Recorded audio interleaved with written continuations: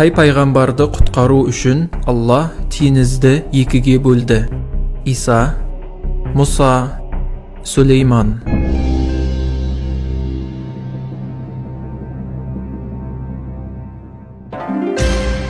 Бала кезінде Мұса пайғамбар қайда тұрды? Перғауынның сарайында, туыстарының үйінде, үңгірдің ішінде.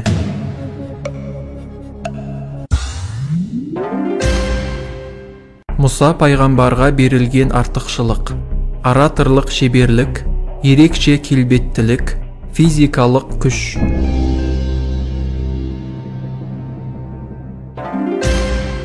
Мұса пайғамбарға берілген мұғжизаның бірі: түс көру қабілеті, ерекше аса таяқ,